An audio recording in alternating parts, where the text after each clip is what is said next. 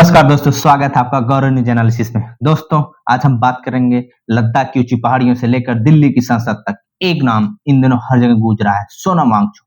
कभी थी three idiots film के रैंचो के पीछे असली प्रेरणा कहे जाने वाले, तो कभी पर्यावरण योद्धा और आज देशद्रोह और हिंसा पाकिस्तान जैसे गंभीर आरोपों में जेल के भीतर है। आखिर कौन है सोनम वांगचुक और क्यों सरकार उन पर एनएसए जैसा कठोर कानून लगा दिया?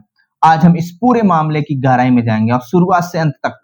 तो बने रहिए हमारे साथ, क्योंकि यह कहानी आपको सोचने पे मजबूर कर देगी। सोनम वांगचुक का जन्म 1966 में लद्दाख के अलची गांव में हुआ। बचपन से ही चुनौतियां थी। गांव में स्कूल नहीं था और मां ने खुद घर पर पढ़ाना शुरू किया। बाद में श्रीनगर एनआईटी से मैकेनिकल इंजीनियर की पढ़ाई की और फिर फ्रांस में अर्थ आर्किटेक्चर सीखी। 1988 में इन्होंने सेमकोल नाम की संस्था बनाई। सेमकोल मतलब student education and cultural movement of Ladakh. उनका मकसद था लद्दाख को स्थानीय जरूरतों से जोड़ना। यहीं से उनकी पहचान बनी इनोवेटर और शिक्षा सुधारक के रूप में। दोस्तों, अगर आपने आइस स्तूप का नाम सुना होगा तो वो भी वांगचुक की सोच का ही हिस्सा था। दोस्तों, अब मैं थोड़ी सी बात कर लेता हूँ आइस स्तूप के बारे में। तो आइस स्तूप होता क्या है? दोस्तों, आइस स्तूप सर्दियों के मौसम में जो पहाड़ से ऊंचे ऊंचे पहाड़ों से पानी आता था लद्दाख में, उसे एक पाइप के थ्रू एक जगह ले जाकर फव्वारे के रूप में गिराना होता था, जिससे वो पानी जो फव्वारे के रूप में जब उसके पार्टिकल दूर दूर होते थे तो वहां का टेम्परेचर सर्दियों में बहुत ही माइनस में चला जाता है, तो जिससे वो पानी धीरे धीरे जम जाता है और जमकर स्तूप जैसा निर्माण करता है जो गुंबद आकार का होता है। अब बाद में क्या होता है कि ये जब बसंत ऋतु आती है, गर्मियों के मौसम आते हैं, तो ये धीरे धीरे पिघलने लगता है, क्योंकि वहां के पहाड़ी लोगों में बसंत ऋतु का महत्व बहुत बड़ा है और उस समय खेती करने के लिए पानी की बहुत ही आवश्यकता होती है, जो कि वहां पे असंभव है। तो इस आइस स्तूपा जो होता है गर्मियों के मौसम में जब धीरे धीरे पिघलता है, तो इस पानी को पाइप के थ्रू इकट्ठा करके अपने खेतों में सिंचाई के माध्यम में यूज किया जाता है। दोस्तों, इसके बाद इस तरह का उन्होंने बहुत सारा इनोवेशन किया, जिसके लिए उन्हें कई बड़े पुरस्कार मिले, जैसे रोमन मैग्सेस अवार्ड 2018 और भी बहुत सारे अंतरराष्ट्रीय लेवल पे भारत में भी बहुत सारे उन्हें अवार्ड मिले, क्योंकि वो बहुत ही ज्यादा इनोवेटिव पर्सन थे। यानी वांगचुक सिर्फ लद्दाख नहीं बल्कि पूरे भारत में एक आइकन बन चुके थे। 2019 में जम्मू कश्मीर से अनुच्छेद 370 हटने के बाद लद्दाख को अलग केंद्र शासित प्रदेश बना दिया गया। सुनने में तो ये बड़ी जीत लगी, लेकिन धीरे धीरे लद्दाख के लोगों को बेचैन होने लगे, क्योंकि उन्हें डर था कि उनकी जमीन, उनकी नौकरियां और उनकी संस्कृति बाहरी लोगों के हाथों में चली जाएंगी। यहीं से मांग उठी लद्दाख को 6 शेड्यूल के तहत संवैधानिक सुरक्षा। भारत के संविधान का अनुच्छेद 244 का छठा अनुसूची कुछ खास राज्यों के लिए बनाया गया है। यह मुख्य रूप से पूर्वोत्तर नॉर्थ ईस्ट के आदिवासी इलाकों को संवैधानिक सुरक्षा कॉन्स्टिट्यूशनल प्रोटेक्शन देने के लिए। अभी जो 6 शेड्यूल सिर्फ 4 राज्यों में, जैसे कि असम, मिजोरम, इन इलाकों में स्वायत्त जिला परिषद ऑटोनोमस डिस्ट्रिक्ट काउंसिल बनते हैं। यह परिषदें स्थानीय स्तर पर कानून बना सकती हैं, जैसे खेती, पानी, जमीन, जंगल, सामाजिक रीति रिवाज पर। अब इसमें जमीन और प्राकृतिक संसाधन पर पूर्णतः इनका अधिकार होगा। जमीन बाहरी लोगों को बेचने खरीदने की पाबंदी, खनिज, जंगल, नदियों पर स्थानीय लोगों का पहला हक होगा। शिक्षा, संस्कृति, स्वास्थ्य, रीति रिवाज पर अपने कानून बना सकते हैं। इनके नियम संसद या राज्य सरकार कभी नहीं बदल सकती जब तक कि राष्ट्रपति की मंजूरी ना हो। यह परिषदें अपने टैक्स और राजस्व का वसूल कर सकती हैं। अब मैं बात करता हूं 6 शेड्यूल की मांग आखिर वांगचुक क्यों कह रहे हैं? इसलिए कह रहे हैं क्योंकि दोस्तों, अभी हाल ही में खबर आ रही थी कि जो लद्दाख का प्लेन एरिया है, वहां पे अडानी का ग्रुप एक सोलर प्लांट, बहुत बड़ा सोलर प्लांट लगाना चाहता है, जैसा कि राजस्थान में लगाया जा रहा है। दोस्तों, अब समस्या उन लोगों को ऐसी क्यों है? इसके पीछे का कारण है वहां के लोगों के लिए दोस्तों, वही एक क्षेत्र जो प्लेन एरिया है उनके जीवन को आसान बनाने में मदद करता है, क्योंकि वहां पे सूखा पहाड़ है और सूखे पहाड़ पे खेती करना असंभव है। वहां पे पेड़ और पौधे जल्दी नहीं उगते, ना के बराबर ही उगते हैं। अब वही एक प्लेन एरिया था जहां पे उनके गाय जाकर चरती थी, जो दुग्ध उत्पादन में उनके लिए बहुत ही हेल्पफुल साबित होती थी। दोस्तों, यही जगह पे वो लोग अपनी जीवन यापन के लिए खेती का काम करते थे।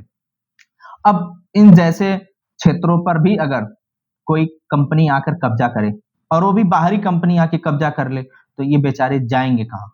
हैं तो अपने देश के ही लोग ना। अब इनके साथ इस तरह का बर्ताव क्यों किया जा रहा है? ऐसा तो नहीं होना चाहिए ना।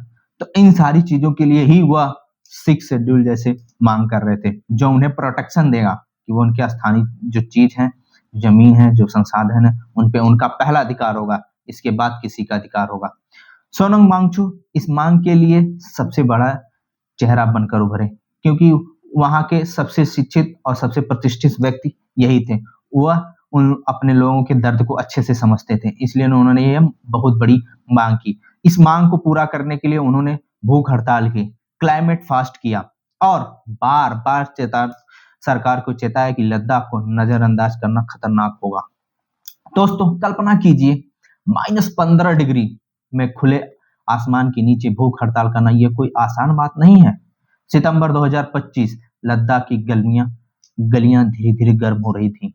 हजारों लोग सड़कों पर उतरे, वांगचुक के नेतृत्व में आए, नारे लगे, बैरिकेडिंग तोड़े गए, कई जगह हिंसा भी हुई, जिसमें उन्होंने भाजपा के बड़े कार्यालय को फूंक दिया, आग के हवाले कर दिया। इसी से नाराज होकर पुलिस और प्रदर्शनकारियों में भिड़ंत हुई, जिसमें जान-माल का नुकसान भी हुआ और फिर 26 सितंबर को वो हुआ जिसकी किसी ने उम्मीद नहीं की थी। सोनम वांगचुक को गिरफ्तार कर लिया गया और उन पर लगाया गया नेशनल सिक्योरिटी एक्ट (एनएसए) जैसे गंभीर आरोप लगा दिए गए। यानी बिना ट्रायल के महीनों तक जेल में रह सकते हैं। उन्हें लद्दाख से 1000 किलोमीटर दूर जोधपुर सेंट्रल जेल भेजा गया और यहीं से शुरू हुआ नया विवाद। क्या सरकार ने लोकतंत्र की आवाज को दबा दिया? अब दोस्तों सरकार का पक्ष भी सुनना चाहिए।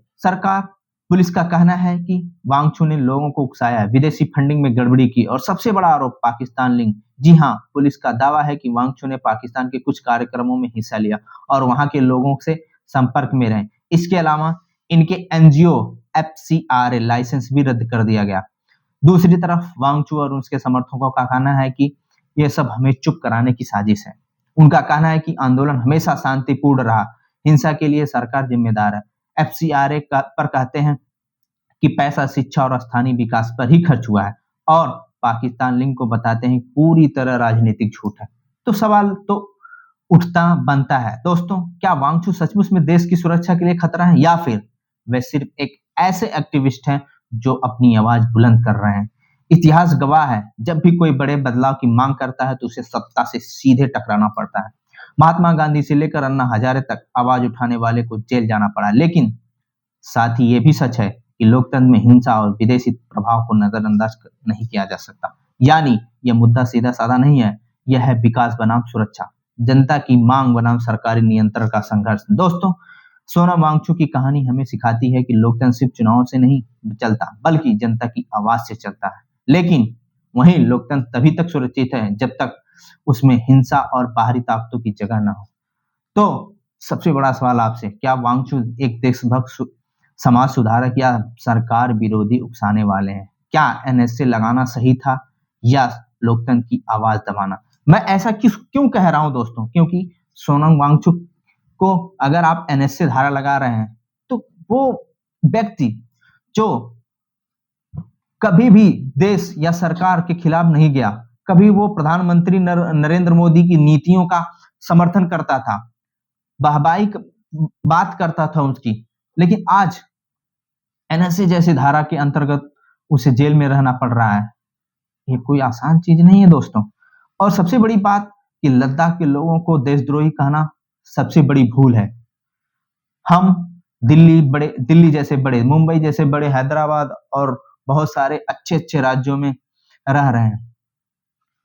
हम लोग वहां की जियोग्राफिकल कंडीशन के बारे में नहीं जानते। हमको जो न्यूज में दिखाया जाता है हमको वही लगता है। दोस्तों वहां की जियोग्राफिकल कंडीशन बहुत ही खराब है।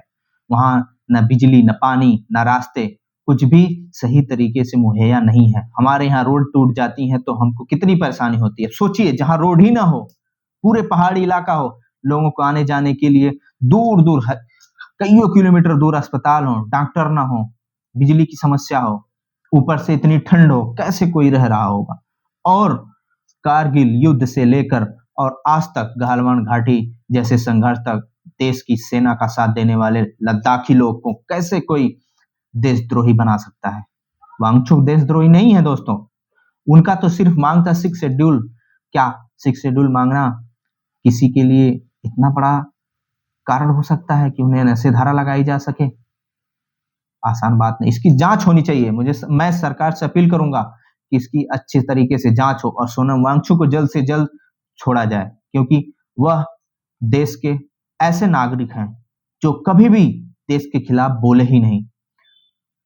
क्यों? क्योंकि जो लद्दाख है एक ऐसा सेंसिटिव एरिया है जहां पे अब पाकिस्तान और चीन जैसे हमारे बड़े दुश्मनों का हमेशा से नजर रहा है, हमेशा से नजर बनाए हुए हैं। दोस्तों आपको बता दूं, यही लद्दाख के लोग सबसे पहले चीनी सैनिकों का बहिष्कार किए और चीनी सैनिकों से लड़े। वही लोग हैं जिन्हें आज सरकार एनएसए जैसे धारा लगाकर जेल में बंद कर दे रही है। वो भी कितनी दूर? न उसे कश्मीर में बंद किया गया, न हरियाणा में, न दिल्ली में, 1000 किलोमीटर दूर जोधपुर में। ऐसा क्या था सरकार इनसे डर गई थी? क्या भाजपा कार्यालय को फूकना उनकी सबसे बड़ी गलती हो गई? दोस्तों ये सोचने का विषय है। आप भी इसे सोचिए कि ऐसे व्यक्ति को जो सिर्फ भारत के लिए ही सोचा, भारत के विद कहा जाता है, जो लद्दाख के लोगों के लिए सोच रख रहा है, लद्दाख के पर्यावरण को बचाने की कोशिश कर रहा है। क्यों? क्योंकि जो बड़े बड़े कंपनी वाले हैं ये हमेशा से जहां पे शांति होती है, जहां पे इनको अपना फायदा दिखता है, वहां के लोगों की जान माल की कोई चिंता नहीं करते। बस उनको एक चीज दिखता है कि अपना कंपनी बनाए, अपना प्रोजेक्ट लॉन्च करें, चाहे वहां से वहां के लोगों के लिए कुछ भी उससे नुकसान हो, उनको कोई फर्क नहीं पड़ता। और सरकार हमेशा इन्हीं लोगों के साथ खड़ी होती है। तो क्या ये उस बड़े प्रोजेक्ट का बहिष्कार करना या फिर सरकार के खिलाफ जाना, इनके लिए देशद्रोह का मामला लगा देना उचित है?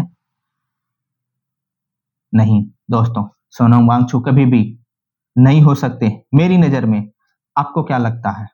आप इसे कमेंट में जरूर बताएं। और हाँ, ये भी बताएं कि क्या इनके खिलाफ जो भी धाराएं लगाई गई हैं क्या वो सही हैं? इन सारी चीजों की जानकारी इतनी आसान नहीं है। जांच होनी चाहिए। मैं नहीं कहता कि ऐसे किसी को कर दे, जांच होनी चाहिए। जांच में अगर कोई भी दोषी पाया जाता है जो देश के लिए खतरा बन रहा हो, उसके खिलाफ एक्शन लेना जरूरी है दोस्तों। लेकिन सोनम वांगचुक जैसे व्यक्ति के खिलाफ अगर इस तरह का धारा लगाया जाती तो उससे पहले सरकार को सोचना चाहिए, उसके पहले सरकार को जांच करनी चाहिए। क्योंकि उनकी मांग तो सिर्फ क्या थी? लद्दाख जैसे राज्य को 6 शेड्यूल में शामिल करना ही ना, और अडानी जैसे बड़े प्रोजेक्ट का बहिष्कार करना ही ना। क्या इसकी एनएसए जैसे धारा लगाकर देनी चाहिए? नहीं दोस्तों, मेरा सरकार से अपील है कि वो उन्हें जल्द से जल्द छोड़े, ताकि वो अपने लोगों के बीच में जाएं और लोगों को, जो लद्दाख के लोग हैं, उनको अपने सरकार के प्रति समर्थन समझ में आए, ताकि वो अपने देश के लिए और अपने सरकार के लिए हमेशा से खड़े रह सकें, जो हमेशा से करते आए हैं। अब दोस्तों आपकी बारी। आप इन सारी चीजों के बारे में हमें कमेंट में बताइए कि आपको क्या लगता है कि सोनम वांगचुक देशद्रोही हैं या नहीं।